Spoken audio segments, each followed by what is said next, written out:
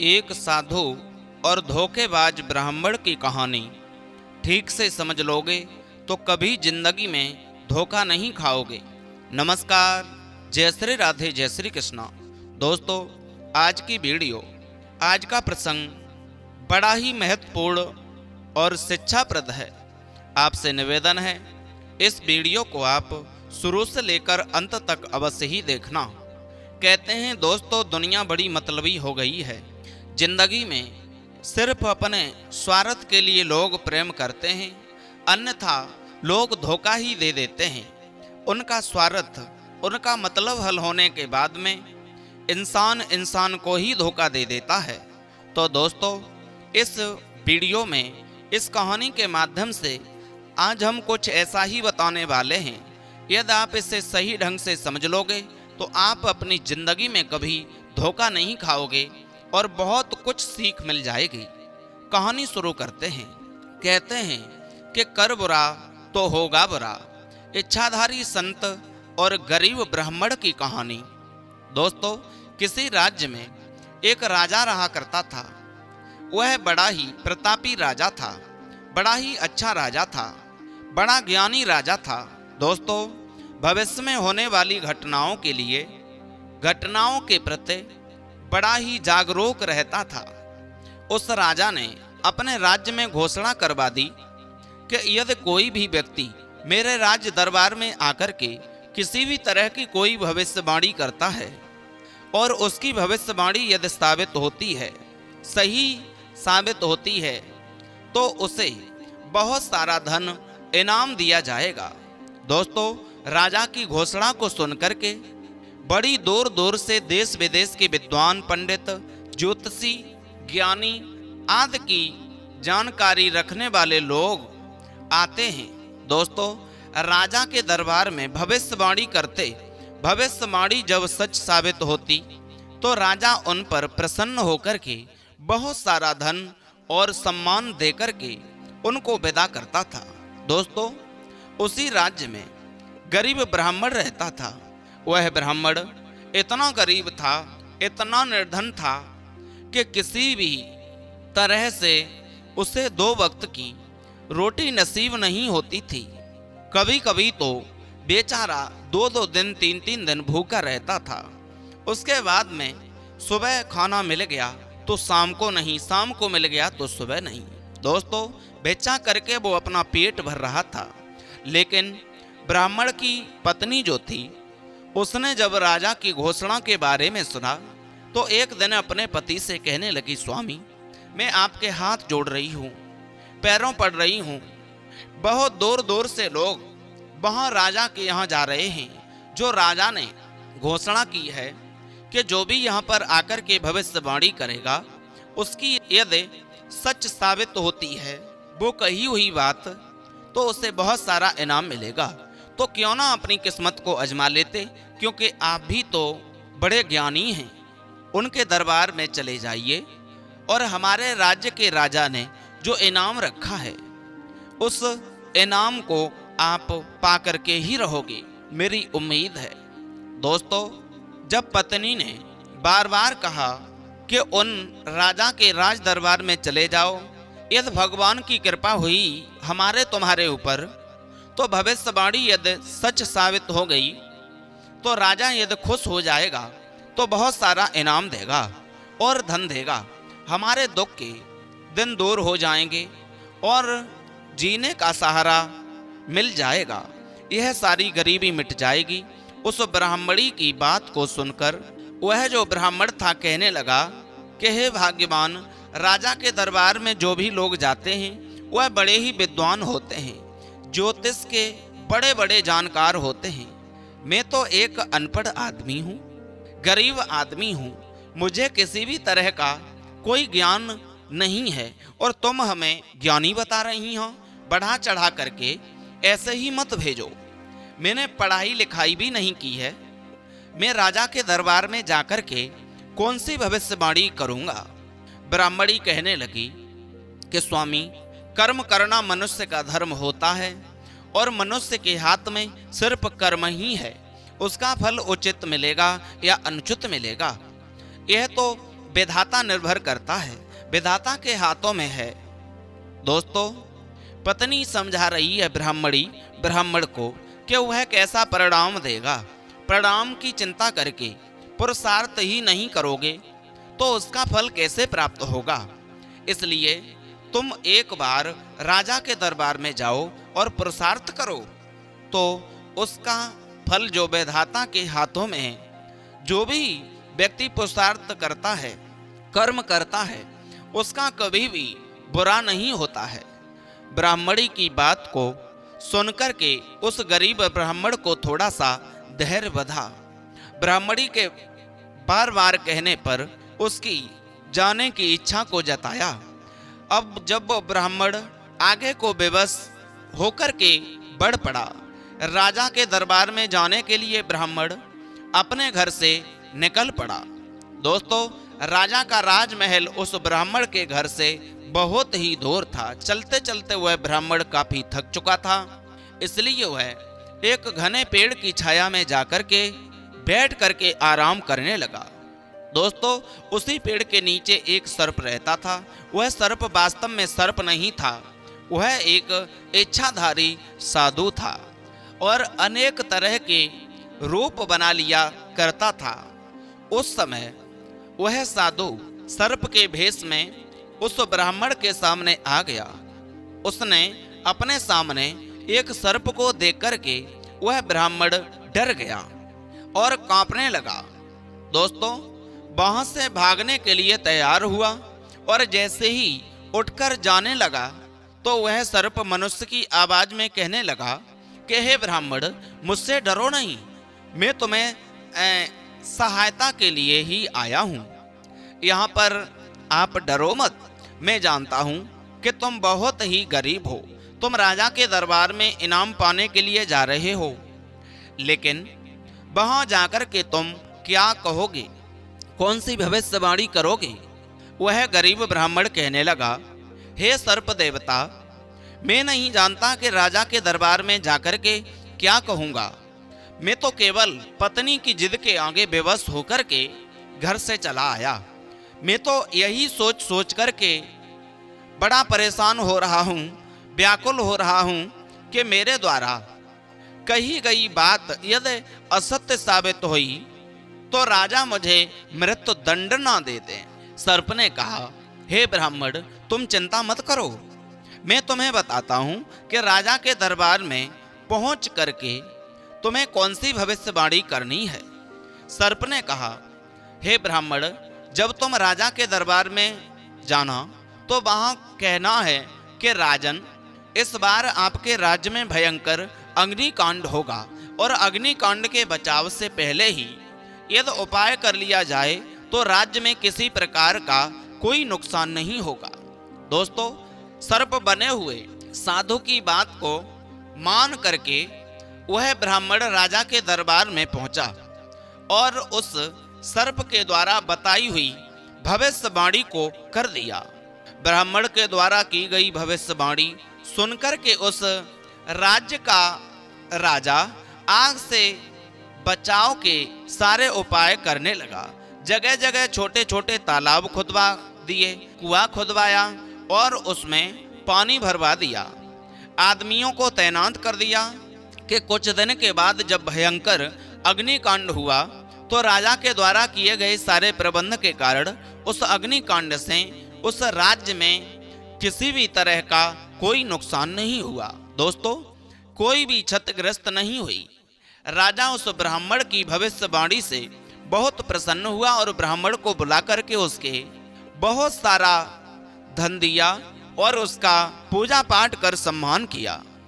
ब्राह्मण जब राजा के दरबार से विदा होने लगा तो राजा कहता है कि हे मित्र, यदि मेरे लायक कोई और सेवा हो तो उसे भी बताइए। ब्राह्मण अपने मन में सोचने लगा कि जिस भविष्यवाणी के कारण वह राजा मुझे इतना बड़ा सम्मान दे रहा है, वह इतना धन दे रहा है, यदि इसकी सत्यता राजा को पता चल गई कि भविष्यवाणी मेरी नहीं है, किसी और की है, तो यह राजा तो मुझे मृत्यु दंड दे डालेगा। यदि मैं उस सर्प को मार डालूं तो कभी भी राजा को जो सच बात है उसका पता नहीं चल पाएगा, और ना ही रहेगा बांस और ना ही बजेगी बांसुरी। दोस्तों, ये सोच करके उस ब्राह्मण के मन में पाप जग गया। उस ब्राह्मण के मन में जब पाप पैदा हो गया, जिससे उसका भला किया था उसी के साथ वह बुरा करने के लिए चल पड़ा। नेकी के साथ दगा, इसे कहते हैं। दोस्तों, राजा की बात को सुनकर के ब्राह्मण ने कहा कि हे राजन, यदि आप वास्तव में हमसे प्रसन्न हैं और मेरी किसी तरह की और सेवा करना चाहते हो तो अपने कुछ आदमियों को सूखी लकड़ियां लेकर के मेरे साथ भेज दो। राजा ने ब्राह्मण के साथ अपने कुछ आदमियों को सूखी लकड़ियों के गट्ठर लेकर के भेज दिया। कुछ दूर चलते जब वह गरीब ब्राह्मण उसी पेड़ के नीचे पहुंच गया जहां पर उसे सर्प मिला था, सांप के बिल को देख करके वो सारी सूखी लकड़ियां उसी बिल के ऊपर डाल करके उस पापी ने उसमें आग लगवा दी। दोस्तों, उस सर्प को मरा हुआ मान लिया और वहां से वह ब्राह्मण अपने घर को चला गया। राजा के द्वारा मिला हुआ जितना भी धन था वह सब अपनी पत्नी के हाथों में दे दिया। लेकिन कहते हैं दोस्तों कि मुफ्त का धन, हराम का धन बिना मेहनत की कमाई से खर्च करने में व्यक्ति को कोई संकोच नहीं होता है। जो मेहनत से कमाया जाता है, जो मेहनत से कड़ी मेहनत करके रात दिन एक एक पैसा जोड़ करके उस धन को इकट्ठा करने के बाद खर्च करने में भी बड़ा संकोच होता है, दर्द होता है। दोस्तों, लेकिन वो ब्राह्मण खर्च बहुत करने लगा और मुफ्त के धन से कभी किसी व्यक्ति की बरकत नहीं होती, वो आगे नहीं बढ़ पाता। कहते हैं पानी का पैसा पानी में ही चला जाता है, क्योंकि उसमें उसका किसी प्रकार का परिश्रम नहीं होता, उसकी मेहनत नहीं लगी होती, इसलिए वह धन अनेक तरह से दुरुस्त में चला जाता है। और यह सच्ची कमाई के द्वारा कोई धन अर्जित किया जाता है तो वह उत्तम कर्मों में लगता है। वही उस ब्राह्मण के साथ भी हुआ। कुछ दिनों के बाद उस ब्राह्मण का जो भी धन था वह सब समाप्त हो गया, खर्च हो गया। वह फिर उसी तरह से कंगाल हो गया जैसा वह पहले था। अब उसे फिर से 2 वक्त की रोटी मिलना मुश्किल हो रहा था। दोस्तों, एक दिन की बात है कि उस ब्राह्मणी ने फिर अपने पति से कहा, स्वामी, अब की बार आप राजा के दरबार में जाइए तो दोबारा कोई भविष्यवाणी कर दीजिए। हो सकता है कि इस बार भी आपकी भविष्यवाणी सच साबित हो जाए और राजा तुम्हें प्रसन्न होकर के और धन दे दें। लेकिन वह ब्राह्मण जानता था कि उसने खुद अपनी भविष्यवाणी नहीं की थी। उसे तो एक सर्प ने बताया था कि राजा के दरबार में राजा के दरबार में उसे क्या कहना है। लेकिन वह पापी तो उसे भी मार करके आया था। पत्नी की बात को सुनकर के वह मन ही मन में सोचने लगा कि अब की बार में कौन सी भविष्यवाणी करूंगा और मुझे कौन बताएगा कि राजा के दरबार में क्या कहना है। लेकिन पत्नी की जिद के आगे विवश होकर के वो ब्राह्मण फिर से राजा के दरबार की तरफ चल पड़ा। चलते चलते रास्ते में वह उसी पेड़ के नीचे बैठ करके विश्राम करने लगा। अभी वह विश्राम कर ही रहा था कि देखा कि वही सर्प उसके सामने फिर से आ गया और सांप को देख करके वह ब्राह्मण कांपने लगा। सोचने लगा कि यह सर्प तो अब मुझे नहीं छोड़ेगा। यह वही सर्प है, क्योंकि मैंने इसे जलाने का प्रयास तो किया था लेकिन मैं जला नहीं पाया, यह बच गया। वह उठ करके वहां से भागने ही वाला था। इतने में वह सर्प बना हुआ इच्छाधारी साधु कहने लगा, तुम मुझसे डरो नहीं, मैं तुम्हारा अहित नहीं करूंगा। कोई बात नहीं है, तुमने लोभ के कारण ऐसा किया, लेकिन अब इस बार तुम कहाँ जा रहे हो? वह ब्राह्मण कहने लगा, जो भी धन राजा के द्वारा मुझे मिला था वह सब समाप्त हो गया है। फिर से मेरे पास 2 वक्त की रोटी मिलना मुश्किल हो रही है। उस ब्राह्मण की बात को सुन करके वह जो इच्छाधारी साधु था, जो इस समय सर्प के भेष में था, कहने लगा कि अब की बार जब तुम राजा के दरबार में जाना तो यह भविष्यवाणी कर देना कि अब की बार में बहुत ही भयंकर बरसात होगी, बहुत सारी बाढ़ आएगी। यदि समय रहते राजा इसका प्रबंध कर ले तो राज्य में किसी तरह की क्षति नहीं होगी, नुकसान नहीं होगा। उस ब्राह्मण की सारी चिंता समाप्त हो चुकी थी, क्योंकि उसे दरबार में जो भविष्यवाणी करनी थी वह उसे पता चल चुकी थी। दोस्तों, ब्राह्मण राजा के दरबार में पहुंचा और उस सर्प के द्वारा बताई हुई जो भविष्यवाणी थी वह कर दिया। अब की बार राजा ने उस ब्राह्मण को अपने यहाँ ही रोक लिया और बाढ़ के बरसात से बचने के लिए जगह जगह उसने बांध लगवा दिए। कुछ दिनों के बाद बहुत सारी बरसात हुई और भयंकर बाढ़ आ गई। लेकिन दोस्तों, राजा ने पहले ही प्रबंध कर दिया था, इस राज्य में किसी भी प्रकार की कोई क्षति नहीं होगी, कोई नुकसान नहीं होगा। दूसरी बार भी उस ब्राह्मण की भविष्यवाणी सच साबित हो गई, इसलिए राजा ने ब्राह्मण पर बहुत ही विश्वास किया। राजा को ब्राह्मण पर बहुत विश्वास हो गया। वह ब्राह्मण को काफी धन देकर के सम्मान करने लगा, विदा करने लगा। वह जब ब्राह्मण चलने लगा तो राजा ने कहा कि हे ब्राह्मण, यदि इसके सिवाय कोई और सेवा आपको करानी हो तो मुझसे कह सकते हो। तब राजा की बात जब उस ब्राह्मण ने सुनी तो मन में एक बार फिर से पाप पैदा हो गया। वह सोचने लगा, यदि राजा ने इस बात को पता लगा लिया, इसे पता चल गया कि यह जितनी भी भविष्यवाणी मैं कर रहा हूँ वो सारी की सारी सर्प की बताई हुई हैं, तो राजा मुझे मृत्यु दंड दे सकता है, मार भी सकता है। यह सोच करके उसने राजा से कहा कि हे राजन, आप मेरे साथ कुछ आदमियों को भेज दीजिए, बड़े बड़े बर्तनों में पानी डलवा करके भेज दीजिए। राजा ने आज्ञा दी कि ब्राह्मण के साथ बड़े बड़े बर्तन पानी से भरवा दिए और कुछ आदमियों के साथ चले जाएं। वहीं हुआ, चलते चलते वह ब्राह्मण फिर उसी वृक्ष के नीचे पहुंच गया और राजा के सैनिकों से कहा कि यहाँ पर एक बड़ा भारी गड्ढा खोदो और उसमें पानी भर दो।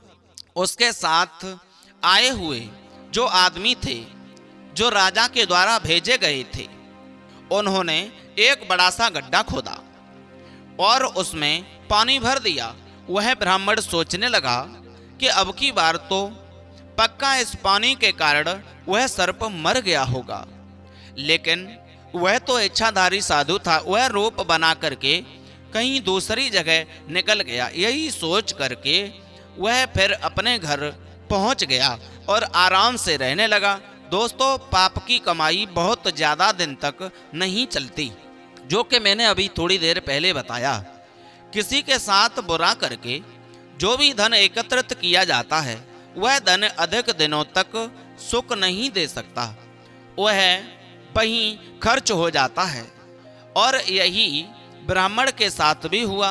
धीरे धीरे उसका सारा धन जो भी था राजा के द्वारा मिला था, वह सब कुछ ही दिनों के बाद खर्च हो गया, समाप्त हो गया। एक बार फिर वह ब्राह्मण उस कंगाली की कगार पर जा पहुंचा जहां वह पहले था। कुछ दिनों के बाद उस ब्राह्मण की पत्नी ने फिर ब्राह्मण से कहा कि जाओ राजा के दरबार में पहुंच करके फिर से कोई भविष्यवाणी कर दो, और जो धन राजा ने दिया वो तो खर्च हो गया, अब दोबारा से ले आओ। लेकिन इस बार वह ब्राह्मण जानता था कि अब की बार तो पक्का वह सांप मर चुका होगा, अब कौन बताएगा। लेकिन वह सर्प नहीं वह तो इच्छाधारी साधु थे और त्रिकालदर्शी थे।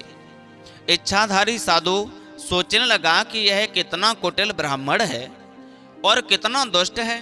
मैं बार बार इसके साथ भला कर रहा हूँ, लेकिन यह तो मेरे साथ बार बार बुरा ही कर रहा है, मेरे बारे में बुरा ही करता जा रहा है, नेकी के साथ दगा दे रहा है। अब यह तो मुझे मारने का प्रयास 2 बार कर ही चुका है। अब इस आदमी को ज्यादा दिन तक रहने का कोई अधिकार नहीं है और ऐसे आदमी के साथ भला करना भी अच्छी बात नहीं होती है। अब की बार कहते हैं कि हंते को हनिए पाप दोष मत गिनिए। यदि कोई व्यक्ति आपके साथ बुरा करता है तो आप भी उसके साथ बुरा ही करें, तब पेश आती है। यदि आप उसके साथ अच्छा करते हैं तो वो आपको बार बार दगा देता रहेगा, आपके बुरे के बारे में सोचता रहेगा। लेकिन दोस्तों, जो दुष्ट लोग होते हैं वो आपके बारे में बार बार बुरा सोचेंगे तो तुम्हें उनके बारे में भी बुरा सोचना होगा, तब पाप आपसे नहीं होगा, वो पाप नहीं माना जाता। कहते हैं हनते को हनिए पाप दोष मत गिनिए। तो दोस्तों, अब की बार मैं इसे अवश्य मजा चखाऊंगा। वो इच्छाधारी साधु सोचने लगा, वहां पर बैठ गया। एक बार पत्नी के तानों से तंग ब्राह्मण जब राजा के दरबार में चल पड़ा, चलते चलते एक स्थान पर वह आराम करने लगा। अभी कुछ ही समय बीता था उसे आराम करते हुए, तभी वहां एक सर्प पुनः से दिखाई दिया, फिर से दिखाई दिया, उसके सामने प्रकट हो गया। सांप को देख करके ब्राह्मण के पसीने छूट गए। वह डर के मारे कांपने लगा और वहां से भागने लगा। तब उस सर्प ने कहा, भागो मत, मैं तुम्हारा अहित नहीं करूंगा। लेकिन दोस्तों, अब की बार वह उसका अहित ही करने वाला था। लेकिन इस बार उसने यह निश्चित कर लिया था कि यह आदमी बड़ा ही दुष्ट है, इसे किसी भी तरह अब की बार क्षमा नहीं करूंगा। दोस्तों, सोच रहा है वो ब्राह्मण कि अब मैं इससे कैसे बचूं। लेकिन वो इच्छाधारी साधु सोचने लगा, मेरे ही बताने के कारण अब तक राजा से इसे इनाम मिलता आया है, लेकिन इतना धन पाने के बावजूद भी, इतना सम्मान मिलने के बाद भी मेरे साथ ये बुरा ही सोचता है। इसे कभी ये एहसास नहीं हुआ कि यह सब मेरे कारण इसे मिला है। इसने मेरे साथ भला करने की जगह मेरे साथ हमेशा बुरा किया। 2 बार मुझे मारने का यह प्रयास कर चुका है। अब मेरे ही बताने के अनुसार राजा इसे दंड भी देगा। दोस्तों, और यह अपने कर्मों की सजा खुद ही भोगेगा। सर्प बना हुआ इच्छाधारी साधु उस ब्राह्मण से कहने लगा कि हे ब्राह्मण, अब की बार जब तुम राजा के दरबार में जाना तो यह कहना कि तुम्हारे राज्य में बहुत भयंकर सूखा पड़ने वाला है। राजा के दरबार में वह ब्राह्मण पहुंचा और ब्राह्मण ने वही भविष्यवाणी कर दी जो सर्प ने बताई थी। दोस्तों, राजा ने ब्राह्मण से कहा कि तुम्हारे राज्य में बहुत ही भयंकर सूखा पड़ेगी, महीनों तक बरसात नहीं होगी, सारी फसलें सूख जाएंगी। वह ब्राह्मण राजा का तो पहले से ही विश्वास पात्र हो चुका था। राजा ने उसकी भविष्यवाणी को सत्य मान लिया और चारों तरफ बड़े बड़े तालाब खुदवा करके उसमें पानी भरवा दिया और सूखा से बचने के लिए कड़े से कड़े इंतजाम कर दिए। दोस्तों, सारे इंतजाम जब किए, लेकिन कुछ दिनों के बाद जब वह समय आया कि जिस समय के लिए उस ब्राह्मण ने भविष्यवाणी की थी, उस समय सूखा पड़ने के बजाय भयंकर बरसात और बाढ़ आ गई। राज्य में चारों तरफ नुकसान हो गया, कई लोगों की जान चली गई। यह सब देख करके राजा के दरबार में मेहमान बना हुआ वह ब्राह्मण बहुत ही घबरा गया। दोस्तों, वह सोचने लगा कि अब की बार भविष्यवाणी गलत कैसे हो गई। राजा ने अपने राज्य के हालत को देख करके उस ब्राह्मण को मृत्युदंड दे दिया। उसे अपनी करनी का फल मिल चुका था। दोस्तों, कहते हैं कि जो व्यक्ति आपका साथ दे, भला करके आपकी मुसीबत में आपका साथ दे रहा है, उसको कभी भी धोखा नहीं देना चाहिए। जो आपके साथ कभी बुरा नहीं सोचता, तो आप उसके भी साथ कभी बुरा मत कर देना। यदि आपने बुरा कर दिया तो भगवान आपको बिल्कुल बख्शेगा नहीं। लेकिन वह ब्राह्मण ऐसा कई बार कर चुका था। धोखा देने के कारण ही ब्राह्मण तक, जो राजा के द्वारा सम्मानित किया जाता था, उसे मृत्यु के मुख में जाना पड़ा। धोखे के कारण ही उसे अपने प्राणों से हाथ धोना पड़ा। हराम का धन खाना और दूसरों की कमाई पर मौज मस्ती करना कभी भी जीवन में सुख नहीं दे सकती। दोस्तों, हराम के धन को खाने के कारण ही वह ब्राह्मण भ्रष्ट हो चुका था। उसकी बुद्धि बिगड़ चुकी थी। उसका सारा धन ऐसे ही नष्ट हो गया और इसी कारण से जो उसका भला कर रहा था, उसके साथ वह बुरा कर रहा था। इसलिए सदा ही मेहनत की कमाई खानी चाहिए। जो जिस तरह की कमाई खाता है, उसकी बुद्धि वैसी ही हो जाती है, और जब बुद्धि उसकी उसी तरह हो जाती है तो उसके कर्म भी उसी के अनुसार होने लगते हैं और उन कर्मों के द्वारा उसका भाग्य बनने लगता है। तो दोस्तों, आप भली भांति इस कहानी के माध्यम से समझ चुके होंगे कि हमें जिंदगी में धोखा क्यों मिलता है। तो हमें भी कभी किसी को धोखा नहीं देना चाहिए। बड़ा सोच समझ करके किसी के साथ नेकी करनी चाहिए। दोस्तों, उम्मीद है आपको ये वीडियो पसंद आई होगी। यदि अच्छी लगी तो चैनल सब्सक्राइब करें।